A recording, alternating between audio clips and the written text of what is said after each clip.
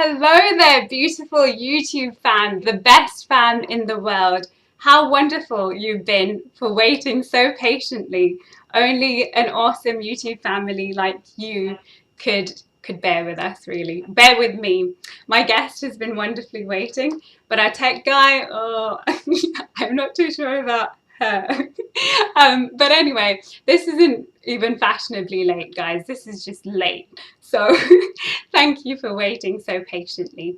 Anyway, I guess good afternoon, good evening, good morning, whatever time of day it is where you're watching from. Of course, we wish you the very, very best of it. If this is your first time on the channel, it is usually a prompt channel, okay? So just throwing it out there. But so glad you've joined us. It's a pleasure to be in your company, and I'd love for you to be part of our YouTube family. So go ahead and hit the subscribe button so you can get regular notifications every time great videos and live streams like this one are out. And while you're at it, yeah, hit that bell sign, and that's how you'll know when videos are out. Well, this is episode 4 of Lockdown Lowdown, and I am seriously just so overjoyed to have as my very special guest today. She is super talented, a multi-award winning stop animation film director, and just an amazing all-round artist, really. She's won so many amazing awards. Her film Laymun won 3 Royal Television Society Awards. She's built sets, props and models for Loreal, the New York Times and Jigsaw, directed films for the Daily Telegraph, Cancer Research, Amnesty International, just to name a few. And she is one of the kindest, most beautiful people you'll ever come across. A dear friend of mine, Catherine Prowse. Hi, Catherine. Hi, thank you for having me. Not at all. Thank you for bearing with me today, especially. But no, thank you so much. You've been such a pro, and she's just hung in there and been like, sure, Bev, like, work away, and just like waiting. So, you know, we're in for such a privilege over time today. These things happen, don't worry. Thank you. And thank you, Seba. She's saying welcome back. Leanne as well. She's saying you're really talented, which of course you are. And yeah, and there are folks watching in from New York today. Catherine, you've created quite a buzz. I hope the others will come back soon, but I know there were folks watching in from Brazil today. Different parts of Europe as well. So I know we had Spain, Italy, the Netherlands, Hungary, people from India, Pakistan, viewers from India and Pakistan, and the States, of course, and UK and Ireland. In fact, comment if I haven't mentioned where you're actually watching from, if you weren't one of those countries. Yeah, I mean, it just goes to show that art really is universal. Yeah, it's great. It's great to work in a medium that doesn't require language, so there's no kind of barriers to whoever can enjoy it and watch it. Absolutely. And fun fact, guys, Catherine is actually half Australian. Her father, so your dad, is Australian. Aussie, Aussie, Aussie. And her mum is Irish. So, Catherine, we send you lots of love from your motherland. Thank you. Yeah, but still, you're quintessentially British. Explain that. Yes. Well, you know, anyone can be British if you live here. It doesn't matter where your parents are from. That's it. You're very good, and you're very right. So, of course, we'll jump more into your background and your inspirations. I'm sure your background's been an inspiration for your art as well. But yeah, guys, we're in for such a treat. So Catherine's been so kind. She's going to give us a bit of a sneak peek at some of her work. So I'd like to cut to the chase actually, because I think I've left them waiting long enough. Nepal as well, sorry. We've got viewers from Nepal.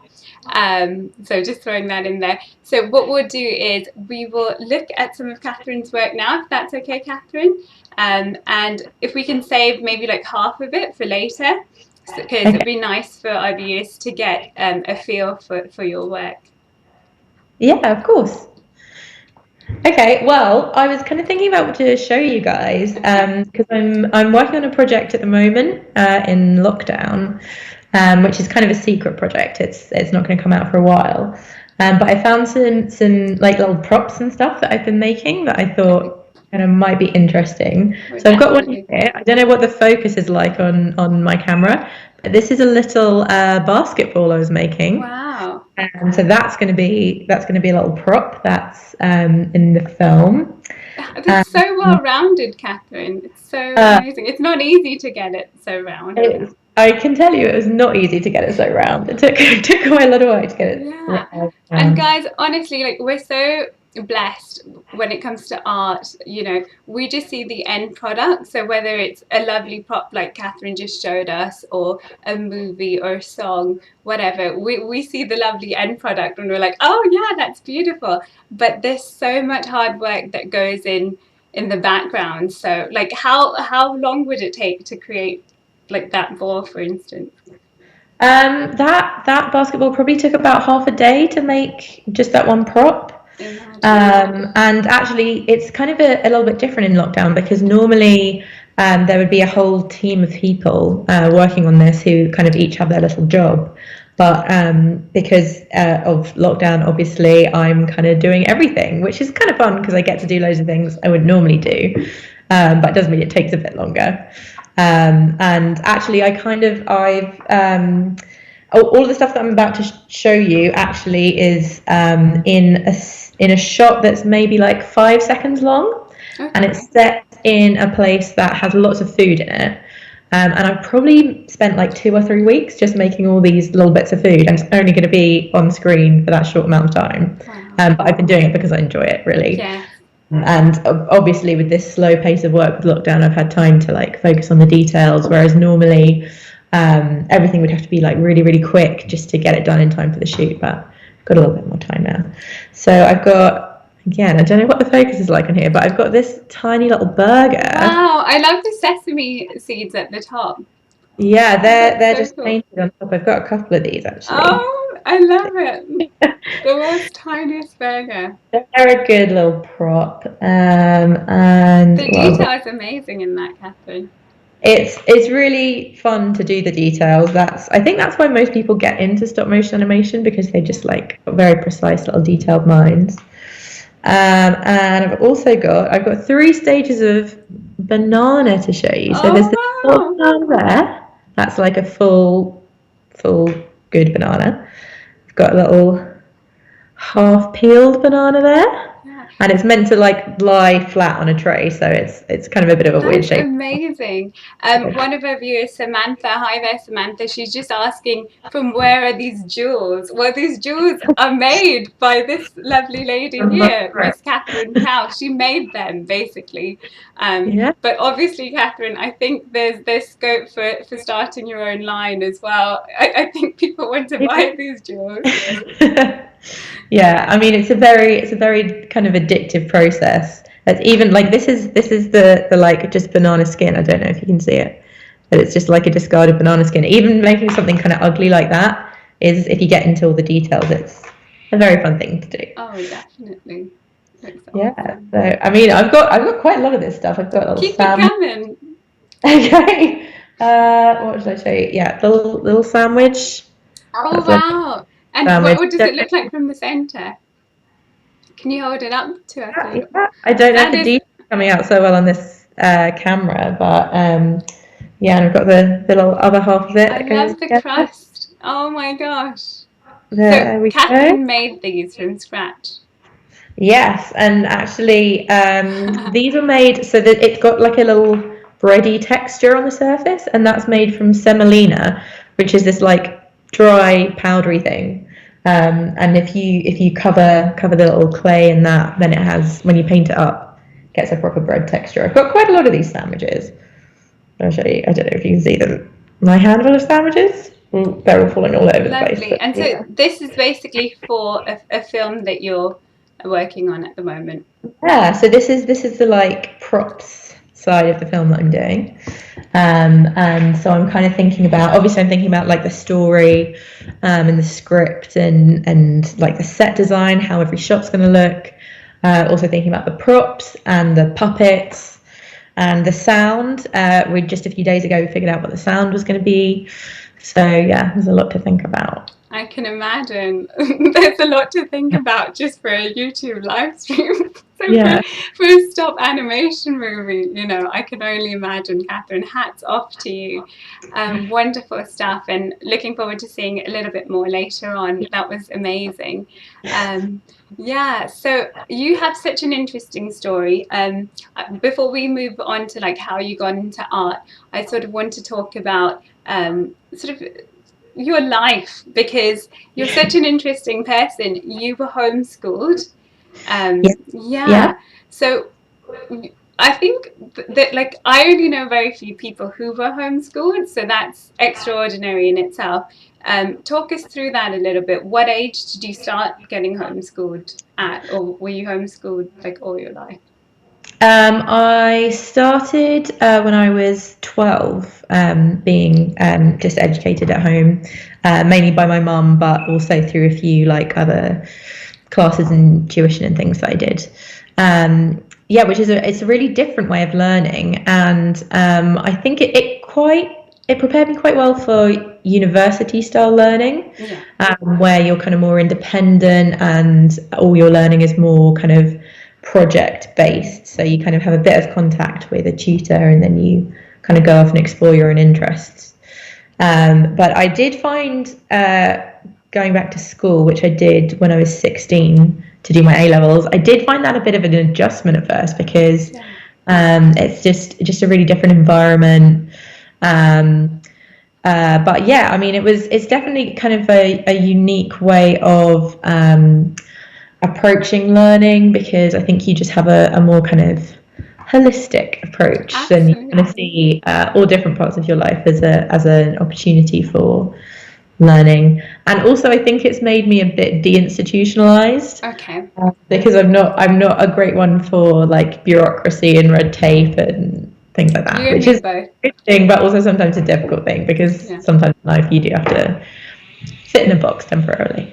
But it's definitely good for my imagination. Absolutely. And hats off to your mum, the lovely Bonnie. Shout out to you, Bonnie, because that's incredible. And I imagine she had like curriculum that was sort of government imposed, if you will, that she had to comply with. But then she created a lot of her own curriculum, I imagine, as well. What were some of the interesting subjects?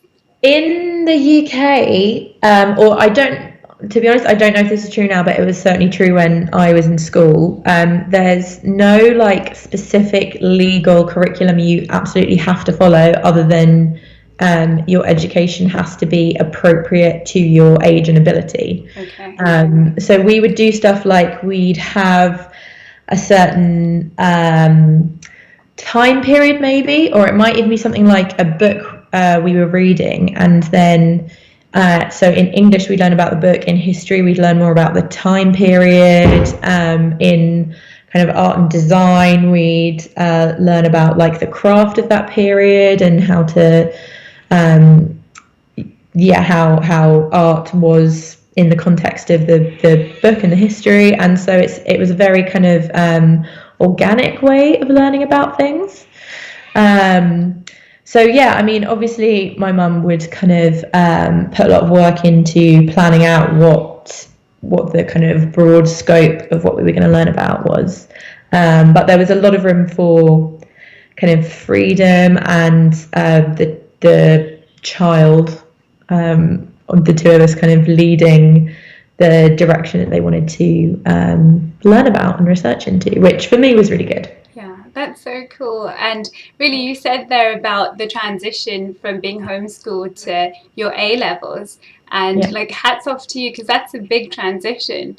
I remember the transition from just primary school to secondary school being so much like you're used to having just that one classroom and that one teacher, and then you're having to suddenly have all these different periods that you have to go to, and all these different rooms and teachers and homework, and it's a lot to deal with.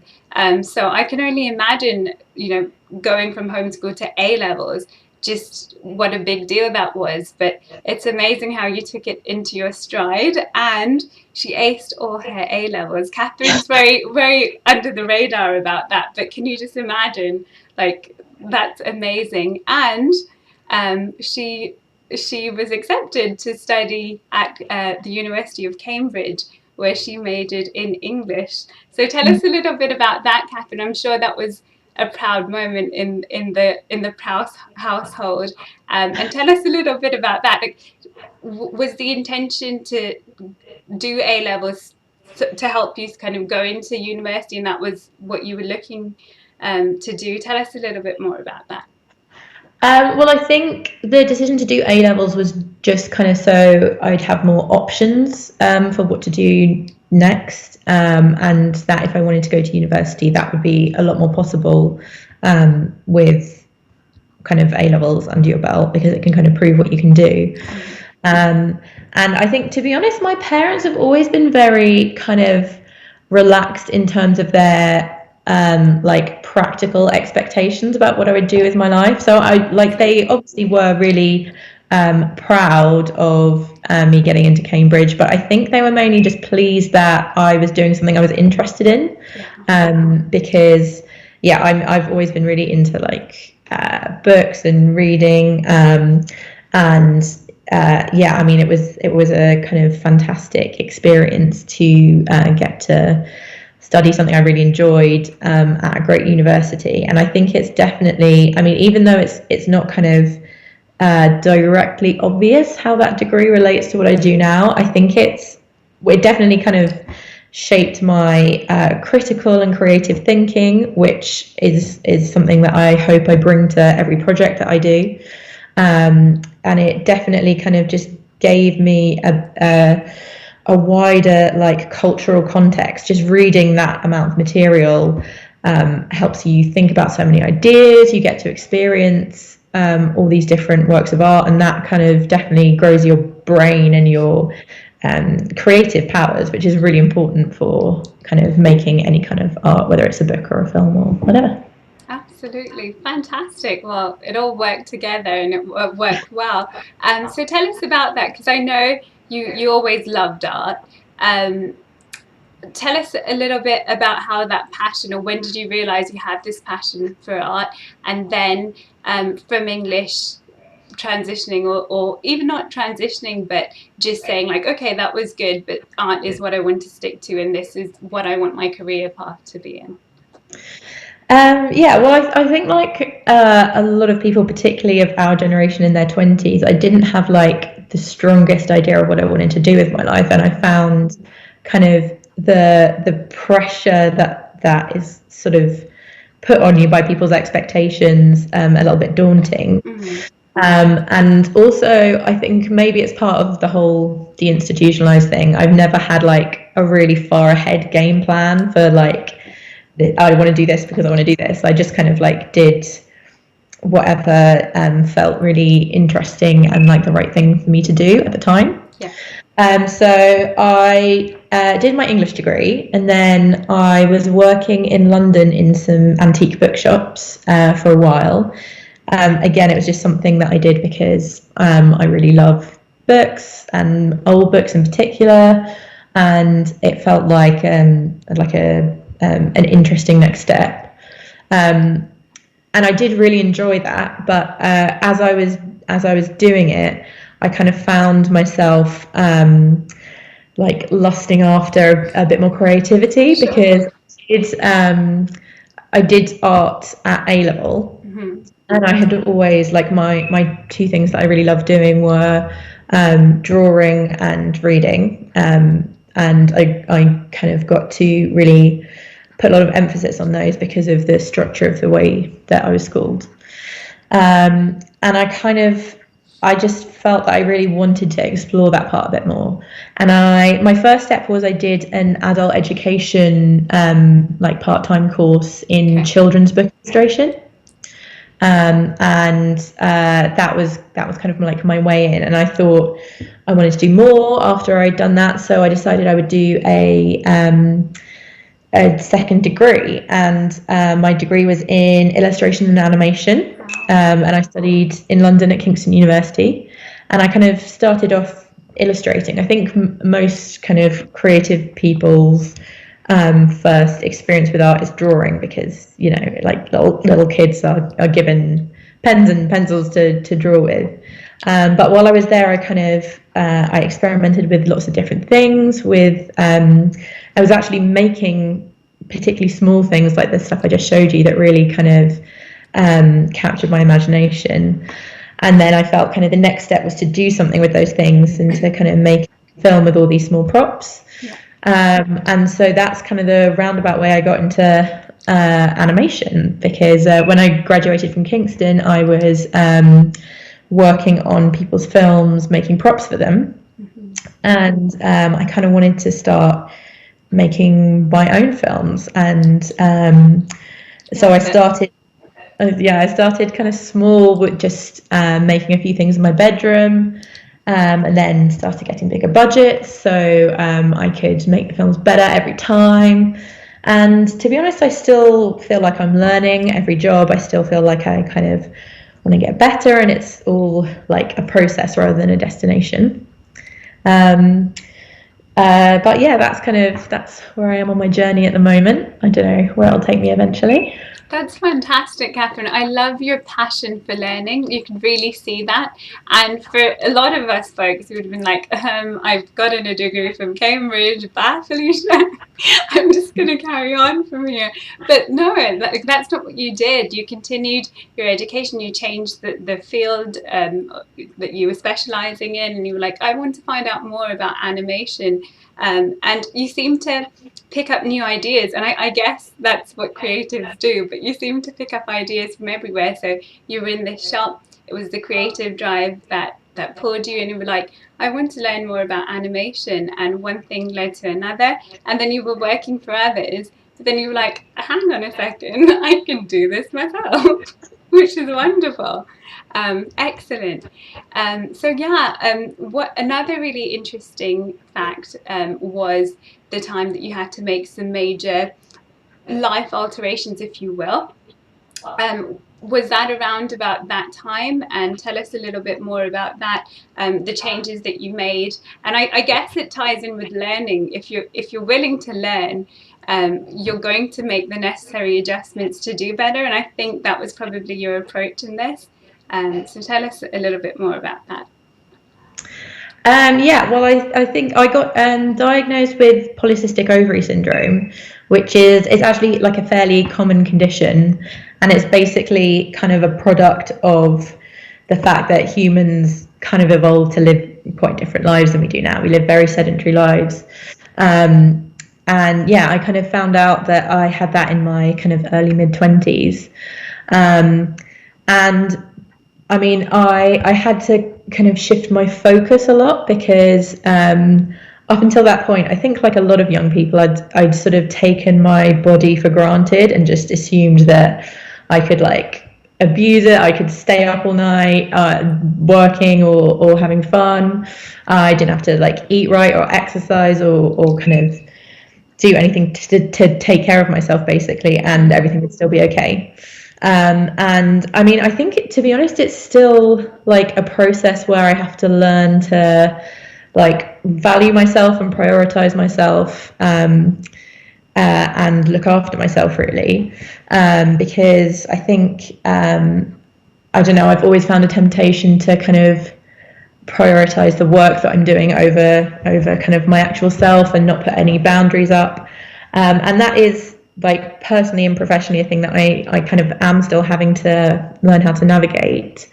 I mean, it's a really important thing to just for your own personal growth, to kind of acknowledge that, you know, you sometimes need to switch off. You sometimes need to practice self-care, and that's okay. And you actually can't do a very good job of your work if you don't look after yourself and slow down sometimes.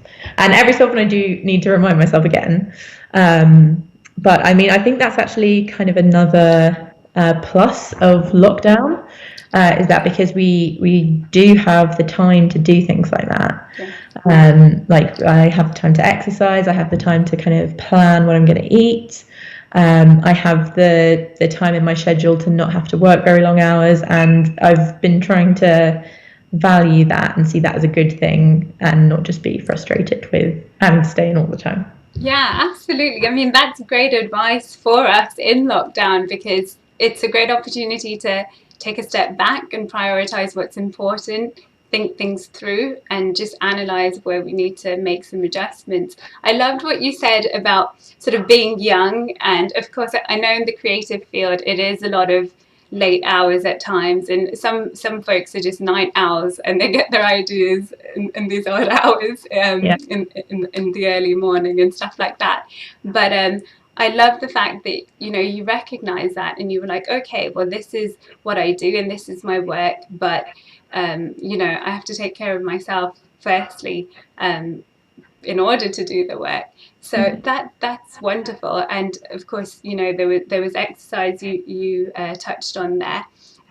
How did diet come into play with this? So as someone with polycystic ovary syndrome, I'm supposed to stay away from like carbs and sugar, which to be honest, kind of as I've got more used to just eating healthily in general, I'm not so strict about completely cutting out certain groups, but it's just more about generally in a kind of holistic way, making sure that I make time to treat my body well. But I mean, also on top of this, I don't know if this is something that you and I as friends have ever even discussed, but I did have some pretty serious eating disorders, like all through my youth and into my 20s, and kind of learning to deal with that and navigate that was also just like a really important part of my own like personal, even kind of professional growth, because as we said before, you can't kind of make good stuff if you're not kind of happy and healthy in yourself. And that's kind of like, again, another thing that I'm kind of constantly working on and improving on, but taking the time to kind of look after yourself and acknowledge that you need self-care, that you need the right things in your life is just something that will have an effect on every part of yourself. Absolutely. Well, Catherine, I'm so proud of you. Thank you so much for being so open and sharing this with us, because a lot of us need to hear this, and no better person to let us know. And I think it was Hippocrates who said, let food be thy medicine. So it's having that healthy relationship with food, because I'm quite a foodie myself, as you know. We've had some great times though with food. And food really is a beautiful thing. I believe it's a blessing and it's there for our good pleasure. But it's good to educate oneself about different food groups and healthy eating clean, and that's really important. And just to shed a bit of light on that, especially guys, we're in lockdown, so we've got time to watch things. So what I would highly recommend on Netflix is Game Changers. It's a great documentary that talks about how food affects our productivity. Also Knives Over Forks. I think it's called Fat, Sick and Nearly Dead. That's also a really good one to watch. But definitely, I love the way that we're being more open to thinking about the benefit of food when it comes to health and having a healthy relationship with food, because I think especially in the East, there's this kind of mentality that, okay, I'm not feeling well, so I'll just pop a pill, or even, oh yeah, IV, like put it in here, that kind of way.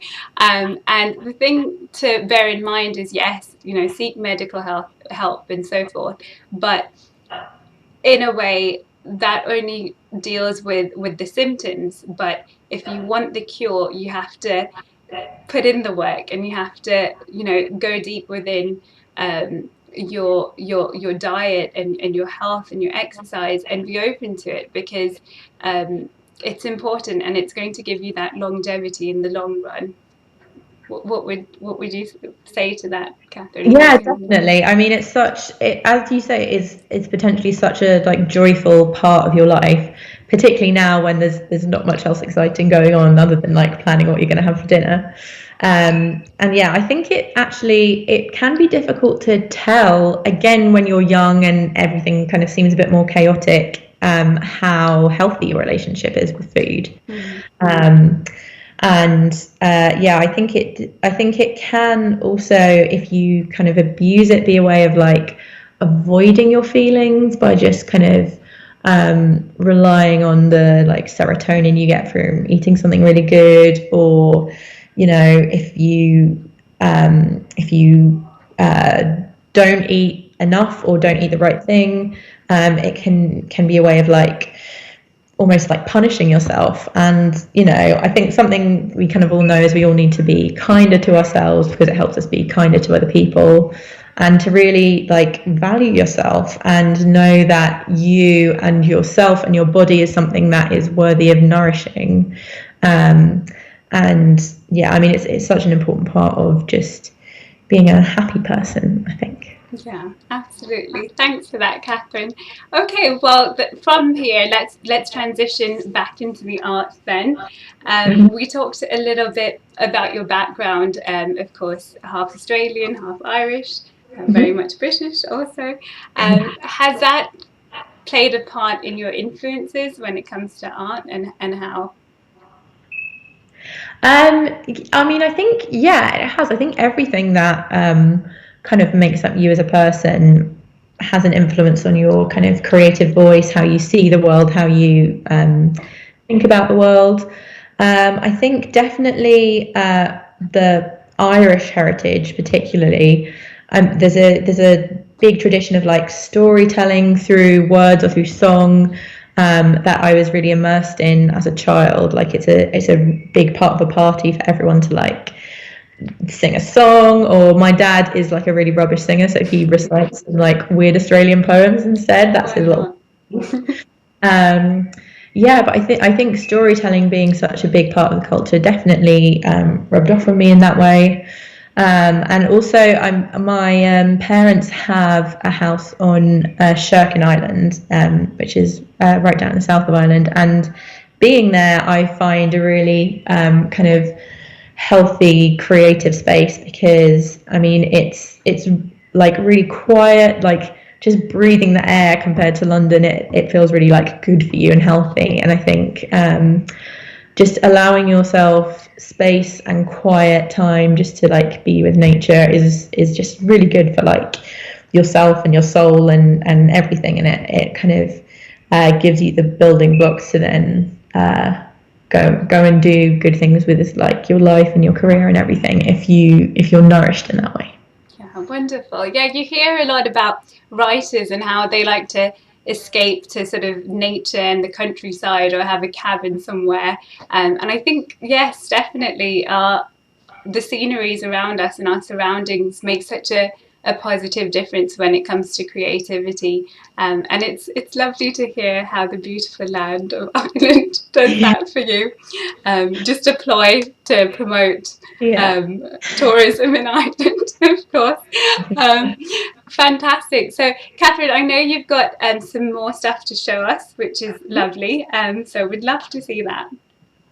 Okay, well, I'm gonna show you some more bits of fruit now. I think I've got how's the focus doing? I've got this little apple. I don't know if the colour's coming out too well. And then I've got this little apple core. Wow. It's like a half-eaten apple, and there's a little green apple here.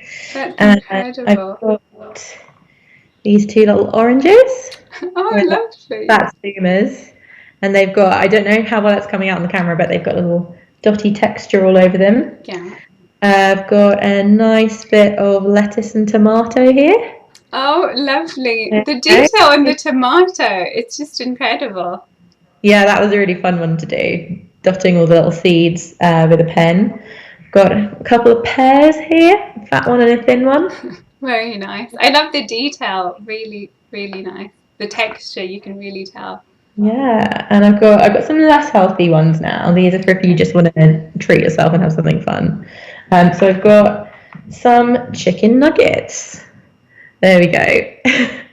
Those tiny little things there. I've got quite a few of these. And they've got that same semolina texture I was talking about. I've got some fish fingers.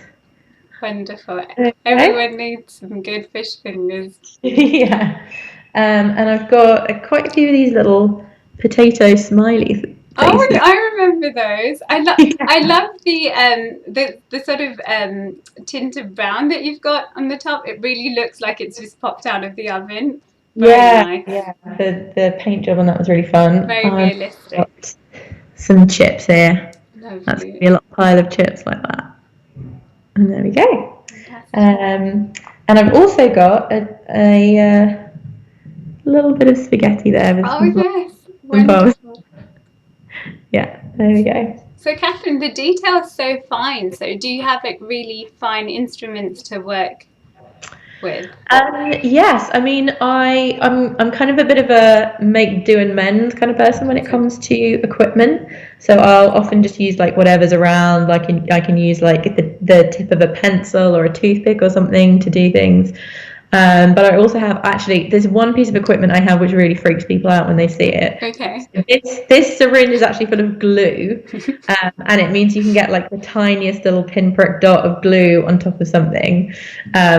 And it kind of is a bit gross because it's it makes it very kind of scientific, if you will. It gives it that kind of yeah. But I have all different little kinds of things, and then some stuff that I use not for its original purpose, but because it's like just the right size to do some weird little thing with. Yeah, fantastic. And so, is that everything you've got to share with us today? Yeah, I mean it's pretty much everything. Did I show you my cookies? I've got a little cookie No, here. we didn't see the cookies yet. Wow, those are really nice. Really And I've got some little broccoli, but I think that might just come out as like a little dark patch. No, it looks really good. What else? Oh, there's some little paper things that I made. So I've got like a juice box and a milk carton there. Fantastic. Tiny little graphic props and a little chocolate bar. Wonderful. I love the golden foil on the edges. Yeah, it's actually a real chocolate bar. Yeah. And so, like, would you kind of go to the internet and try to find like pictures, or like how do you do it? Like, So I would. I mean, my Google search history can be very weird because it's just like a list of things that I had to make. So for this one, I think someone would just assume I was really hungry and wanted to look at a load of like weird pictures of chicken nuggets and stuff. But yeah, I would look at pictures and kind of try and imagine how to recreate the texture based on how they look. And it's kind of interesting when you've done like a whole load of things, like I have here, because it's difficult to switch that off in your brain. So I'll be looking at like around my kitchen and see something and think, oh, I can make a mini one of those out of this. I also kind of follow on social media or on Pinterest and stuff like that. Other people who make like really incredible things. Like if you saw a photograph, if it didn't have like a finger next to it, you would never know it was a mini version. You'd think it was real. And that's always like a good inspiration. And I mean, I just kind of like practicing quite a lot. It's a fun thing to do. It's almost like a little hobby. I've got a lot better at it. When I first started out, I didn't really know how to make anything. And there's lots of equipment that I was kind of a little bit intimidated by, so I'd never really like used a drill or a bandsaw or things like that, but I just got good at it by practicing. Excellent. Somebody asked in the stream there just a bit earlier, how do you do that? So I hope that answers the question a little bit. I don't know if they're looking to go into like specific details, and then I roll this, and then I make that. But well, mostly it's made from a kind of modelling clay called Super Sculpey or Fimo, and then I just kind of like sculpt it until it looks the right shape. Wonderful. Well, they say do what you love and you won't work a day in your life. Of course, the hard work is still there, but I can see how much you enjoy it and the passion for it. What would you say to those who have a passion in something, but for whatever reason they kind of find themselves kind of stuck a little bit where they are? Now is a good time to reflect on life, reflect on what it is you want to do, and you're someone who has pursue their passion. And what would you say to someone like that? What advice would you give them? Well, I would say that I think for me in the past, something that really held me back was fear. So I think it took me a little while to get into stop motion animation when I was illustrating, because it just seemed like this really big, daunting thing that I could never figure out how to do. And I think just kind of going for it and realizing that probably the first time you do that thing is not going to be very good, but that every time you practice it, it'll be a bit better.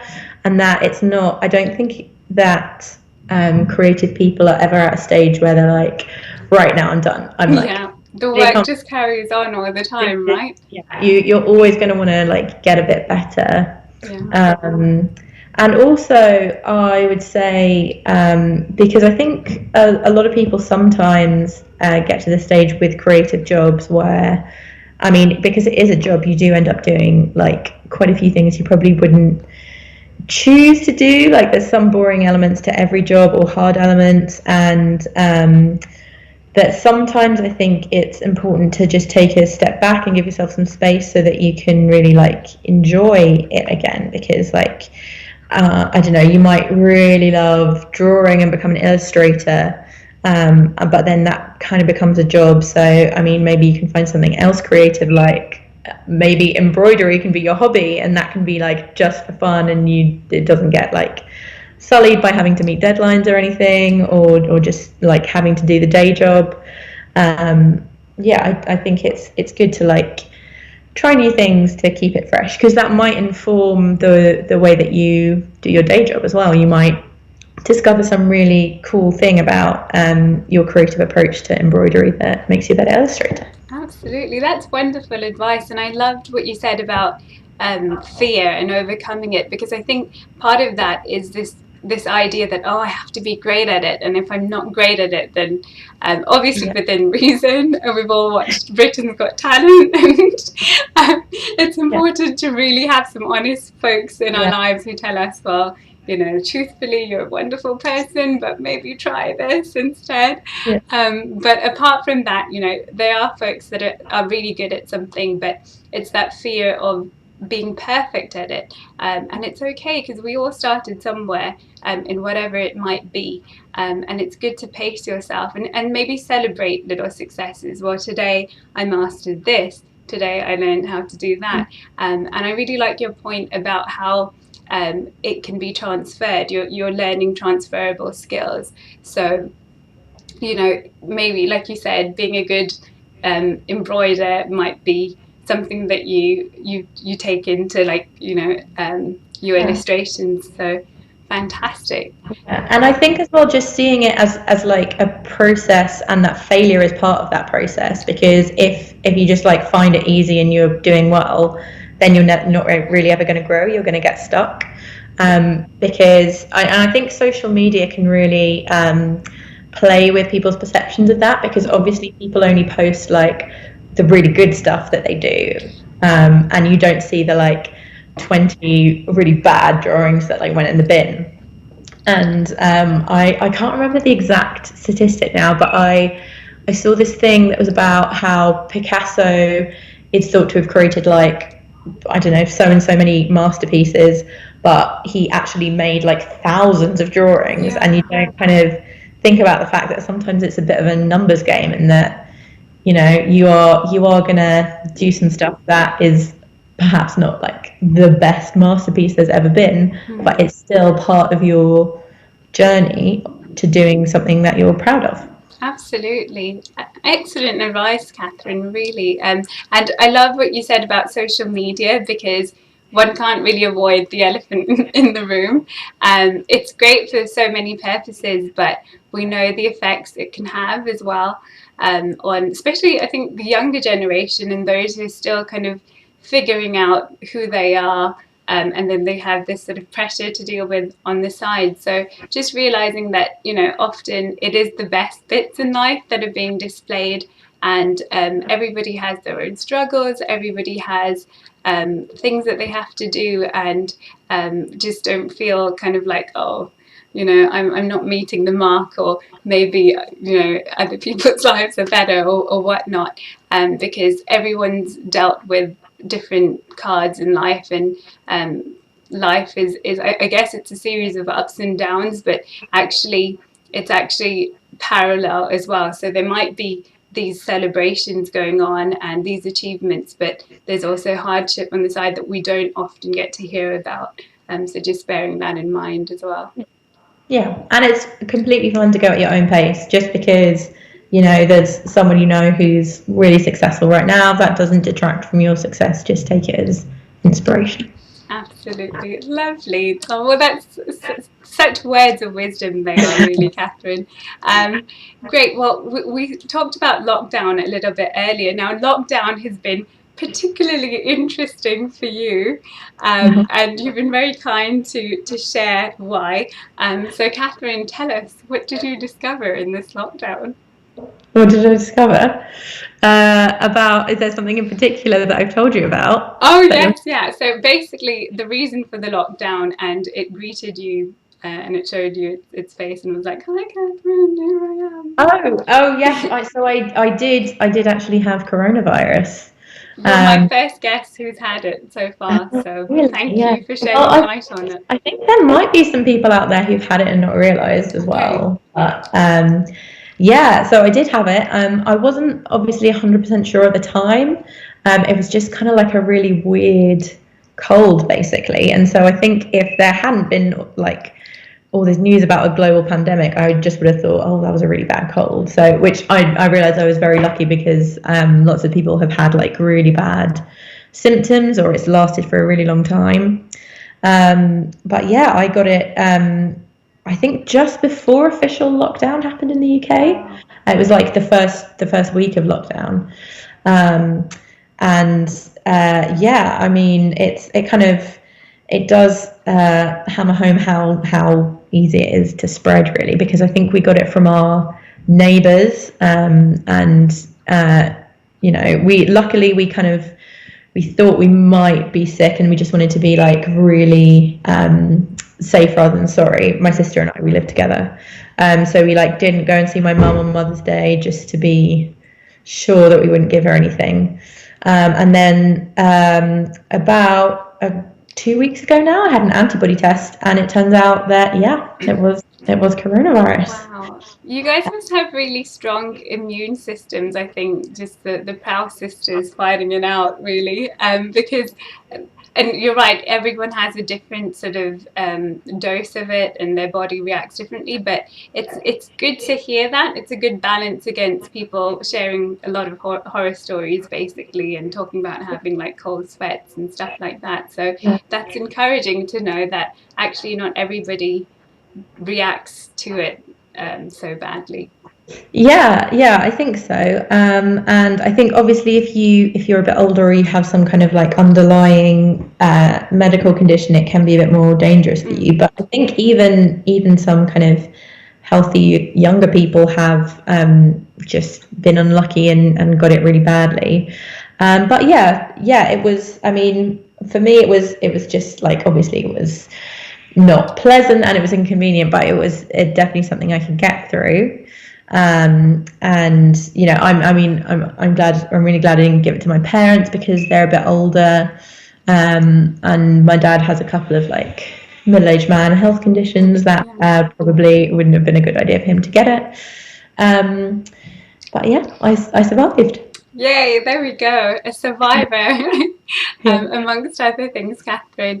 Yeah, and what would your advice be to us now in lockdown? So we've touched about like self-reflection and just thinking about what it is we want to do and taking care of ourselves. Any other advice from, you said that you feel you probably got it from your neighbours.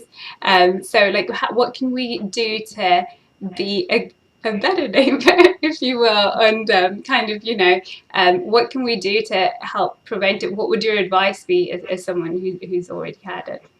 Well, I would say obviously it's clearly something to be taken seriously, and so I mean, I obviously we're kind of all at the stage where we like really want to go to the cinema, go and meet our friends, stuff like that. And perhaps I mean, I don't want to judge. Perhaps for your personal circumstances, it's really detrimental to your mental health if you don't kind of just get out of the house for a bit. But I would say, yeah, I mean, take it seriously, but also I don't think there's much to be gained from just being really like panicky about it, because at the end of the day you can do your best but you still could get it somehow. So I think just for relatively healthy people who stand a good chance of surviving it, if I've survived it, then I think most people my age could survive it. Yeah, just to have a bit of perspective and not be too harsh on yourself, and yeah, to just try and get through this time by just being nice to yourself, being nice to the people around you, and know that this is not going to be forever. We are going to come out of it one day. Yeah, I love it. It's not going to be forever. We're going to come out of it one day.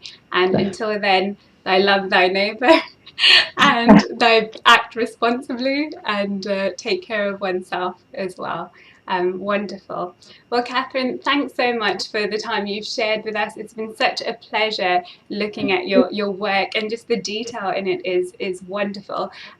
Just before we close, can you tell us a little bit about your awesome movie Laymun, a little bit more about what that was about, because it did win quite a few awards there. Yeah, well, Laymun was the film that I made in my final year at Kingston. It was my graduation film, and it was kind of at the height of the Syrian refugee crisis, and so I was really kind of interested in it as a concept, and thought it is a really important issue to kind of raise awareness about. But at the same time, I'm not a journalist or a documentarian, and there was a lot of information out there, so I kind of wanted to tell more of an artistic, metaphorical story about just the idea of a person having to leave their home because of conflict, and so it's set not necessarily specifically in Syria. It's set in a country that kind of appears Middle Eastern, but it's kind of left a bit ambiguous. It's about a woman who has this lemon garden. It's like a little greenhouse with all these lemon trees in it, and it's like her pride and joy. Yeah, I really liked the idea of the image of like plants being this like life force that kind of grows anywhere really, and it was inspired by some documentaries I saw about people keeping gardens in Aleppo, and how they really wanted to kind of make their home beautiful, and they saw it as like an act of defiance almost, against the destruction around them. And I felt it was a really powerful image, and that's kind of how the film grew from there really. Yeah. Wonderful. Wow. So where can we see it? Well, it's on my website. Okay. And it has been hosted on, it's a few places around, but probably the best place to see it is my website, catherineprowse.com. That's it. Check it out on catherineprowse.com. And where else can we kind of stay up to date with your work? So social media. I know you're on Instagram. Where else can we find you? Instagram is my main kind of social media portfolio. I'm not on Twitter at all because Twitter's more of a like language medium rather than Sure. medium. And also that I don't know, maybe I'm just too old for Twitter, but I think a lot of the stories I hear about Twitter make me not very enthusiastic about joining. Ask Donald Trump. You're never too old for Twitter. Well, yeah, I mean, I don't think his problem is age necessarily. Yeah, so my website on Instagram is the best place is to check out what I'm up to. Fantastic. So I'm going to leave a link to Catherine's social media, her website, of course. Check it out, catherineprowse.com. I'll leave a link in the description as well once this live stream becomes a video, also to her Instagram account. Well, that's it really for today, guys. Thank you so much for bearing with me. As I said, we learn something new every day. So this technology, hey, you just gotta work with it and make it work for you, really. So you're such a great bunch to be so patient, and we will see you again next time on Lockdown and Lowdown. Until then, take care, God bless, and goodbye for now.